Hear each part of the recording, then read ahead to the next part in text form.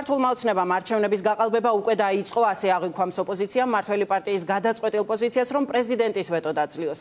იურიდიულ საკითხთა კომიტეტზე პრეზიდენტის მოტივირებულ შენიშვნებს განიხილავენ, რომლებიც საარჩევნო კანონში შეტანილ ცვლილებებს ეხება. პრეზიდენტმა ვეტო დაადო ცვლილებებს, რომლებითაც უქმდება ცესკოს ოპოზიციონერი თავმჯდომარის თანამდებობა, ასევე მმართველ პარტიას ცესკოს თავმჯდომარის ერთპარტიულად დანიშვნის შესაძლებლობა ექნება.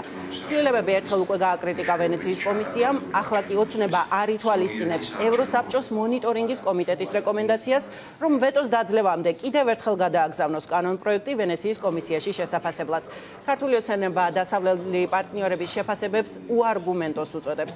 თამთა ჯანაძე შემოგვიერთდება პარლამენტიდან პოლიტიკური შეფასებებით.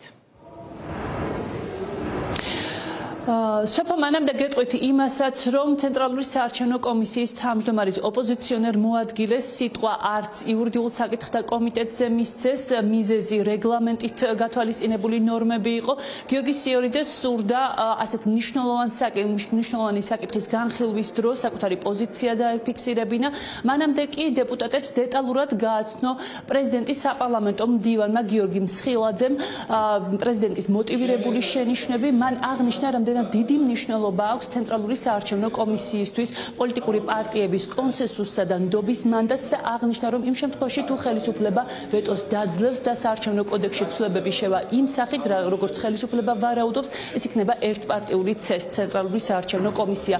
გარდა ამისა, ოპოზიციის წარმომადგენლები აღნიშნავენ, რომ ხელისუფლება შეგნებულად ამბობს უარს ერთ-ერთი მთავარი რეკომენდაციის შესრულებაზე და ისინი ასევე აცხადებენ, რომ ეს ყოველივე ადასტურებს ხელისუფლების შიშს საარჩევნო პროცესების მიმართ. ჩვენი არგუმენტი არის ერთ-ერთი ის, რომ საქართველოს პარლამენტმა უმრავლესობამ კერძოდ გაიზიაროს ვენეციის კომისიის დასკვნა, ეუთოოდირის ერთობლივი დასკვნა და ის შენიშვნები, რომელიც მოცემულია ვენეციის და ეუთოოდირის ერთობლივ დასკვნაში, გაითვალისწინოს საქართველოს პარლამენტმა და მიიღოს ის ცვლილებები, რომელიც უზრუნველყოფს საარჩევნო გარემოს მშვიდ და სამართლიან ვითარებაში არჩევნების ჩატარებას. კანონპროექტი, რომელიც შემოთავაზებული აქვს საქართველოს პარლამენტს, თუ გავიდა, ეს იქნება ერთპარტიულად დაკომპლექტებული ცესკო. იმიტომ ვიყავი მე ოპოზიციონერი მოადგილე ცესკოს თავმჯდომარისა, რომ პოლიტიკური პარტიის წარმომადგენელი ვიყავი. ეს იყო სწორედ შეთანხმება შარლ მიშელის და არა მხოლოდ შარლ მიშელის. დღეს რომ 17 წევრია ცესკოში და უმრავლესობა 9 წევრი რომ პარტიების მიერ არის დანიშნული, ეს დღესაც მოქმედი წესია, ამას არ ეხებიან, თითქოს აქ პარტიულობის პრობლემა არ ყოფილიყოს. სინამდვილეში ეს არის გადაფარვის მცდელობა იმისა, რომ ნაცვლად ნაბიჯის გადადგმისა ქართული ოცნება ძალიან დიდ ნახტომს აკეთებს უკან საქართველოს ევროინტეგრაციის გზაზე. რაში ჭირდება ძალას, რომელიც დარწმუნებულია თავის თავში და ამბობს, რომ თურმე აქვს კონსტიტუციური მხარდაჭერა საზოგადოებისგან, რაში ჭირდება ეს დაქვემდებარებული პარტიული ვერტიკალში ჩაბმული ცენტრალური საარჩევნო კომისია, ხო? მეორეს მხრივ იძახიან, რომ თურმე მათ ქონდათ შიშები ოპოზიციის კვოტით დაიგმილი მოადგილის ნაწილში და იმის ნაცვლად, რომ შემოეტანათ კანონის პროექტი, რომელიც მხოლოდ აი ამ კონკრეტული საკითხის მათთვის გადაწყვეტას ითვალისწინებდა, მთლიანად შეცვალეს ცესკოს თავმჯდომარის წევრების დანიშვნის რაოდენობა, საერთოდ წარდგენის პროცედურები და ჩახსნეს პრეზიდენტის ინსტიტუტი.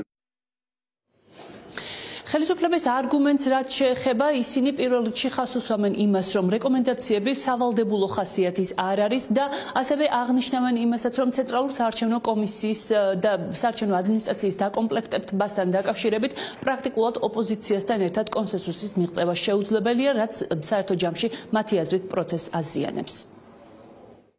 სამწუხაროდ პრეზიდენტის წარმოდგენილ ვეტოს მოტივირებულ შენიშვნებს უბრალოდ ფორმალურად ქვია მოტივირებული, რადგან მისი ერთადერთი მოტივაცია არის, რომ ხელი შეუშალოს ზოგადად საარჩევნო სისტემების, ამ შემთხვევაში საარჩევნო კომისიის გამართულად ფუნქციონირებას თავისთავად პარლამენტს და ამ შემთხვევაში უმრავლესობა აქვს სათანადო ლეგიტიმაცია, რომ დააძლიეროს ვეტო, რომელიც არაფერს არ ემსახურება და ემსახურება მხოლოდ და მხოლოდ პრეზიდენტის და ქალბატონი სალომე ზურაბიშვილის რაღაც ანტი-სახელისუფლებო და ანტი-ეროვნულ კამპანიას. ჩვენს მიერ ინიცირებული კანონპროექტი არის დაყრდნობილი იმ საჭიროებებზე, რომელიც არის წარმოქმნილი იმისათვის, რომ არჩევნები ჩატარდეს დემოკრატიულად, ისე როგორც ეკადრება ეს დემოკრატიულ სახელმწიფოს საქართველოს და ისე როგორც ეს პროცესი განვითარდა უკანასკნელი 8-9 არჩევნებისას 2012 წლის შემდეგ.